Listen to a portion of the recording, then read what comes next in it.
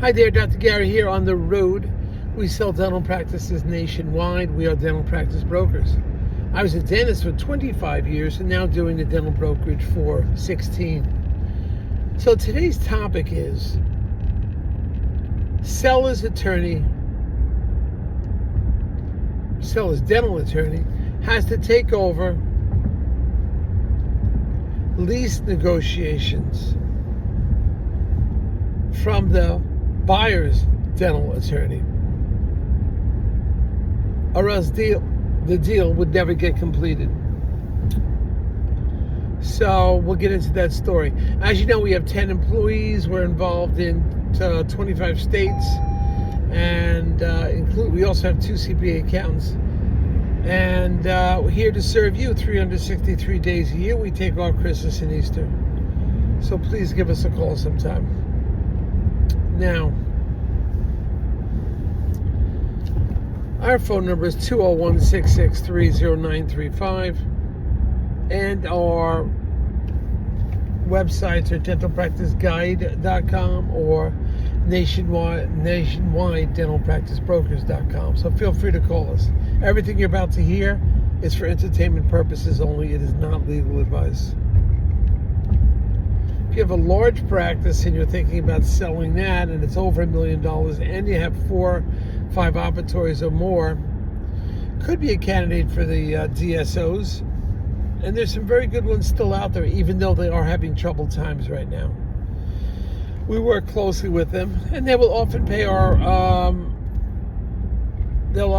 commission, so I'll help you out right there. We know who the best ones are. We know how to deal with them, and we know the best attorneys that would represent you. So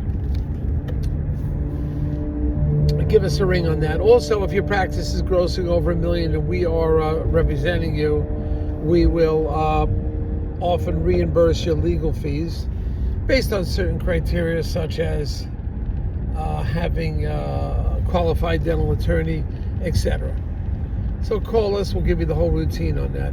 So what we're talking about in today's topic is, and topics in dentistry change, by the way. You know, we have these videotapes we make. It's everything's changing all the time, and you've got to keep up with it.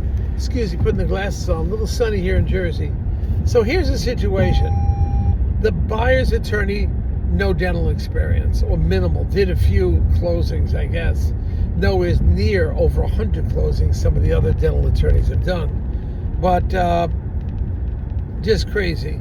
So the buyer's dental attorney and a qualified attorney, not mocking him, but was not acclimated or accustomed to doing dental deals, and specifically a dental office lease has to have certain criteria in there, to make it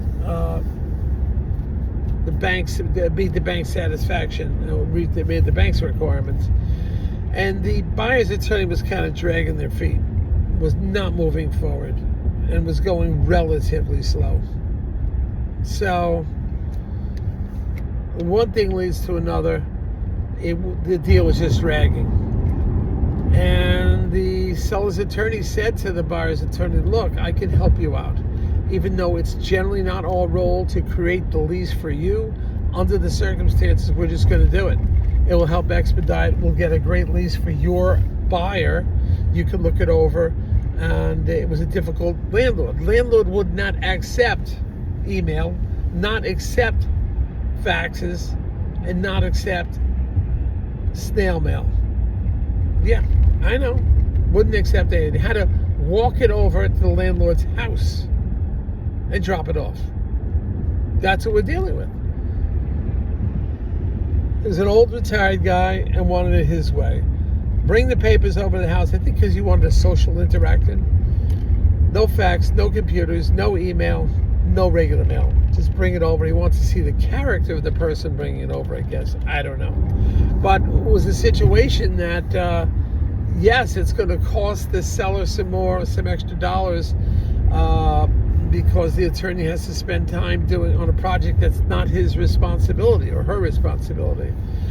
But the seller understood it because the seller wanted the deal done. It's taken too long. So what has happened is the seller's attorney has created the lease, gave it to the buyer's attorney to review, and the seller's attorney basically followed the whole deal up. Didn't even get the buyer's attorney involved. Of course, got the buyer's attorney involved with the drafts of the contract to review, but the presentation of the lease was done by the, hold on guys.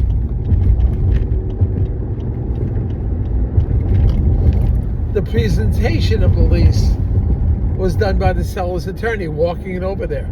Happened to be in the neighborhood, so it was okay. But obviously, it's costing a few more dollars for the seller. But this is what happened in these circumstances. There are times that the buyer's attorney or someone's attorney will realize they're just not the best candidate for this. And in very professional ways, you communicate it, and that's what happened. And the guys, it's just like, take it, run with it.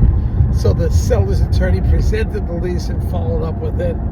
And I believe we're at this stage that the landlord has signed it. But, circumstances change. There's nothing like a well-acclimated dental attorney. There's just nothing like it. People try to save money. It's foolish. It's going to cost you more money in the end. And if you run into problems like there was something being neglected on the in the contract, all you have to rely on as time goes on, if there's an issue, all you've got to rely on is the contract. That's it. 20 years from now, it's the contract. You can't say, well, he said, she said, and that was over there, and we kind of had a handshake agreement. It doesn't really work. Doesn't work at all. So that's what happened in this circumstance, and it's working out well. Now we should be wrapping up things.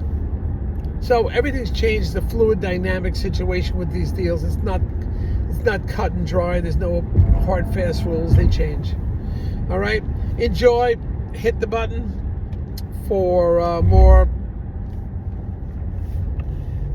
some more information that we'll have for you in the future. We have more videos coming out, but I wanted to share this with you. Just we've never had a situation like this before, but it happens. Thank you. Bye.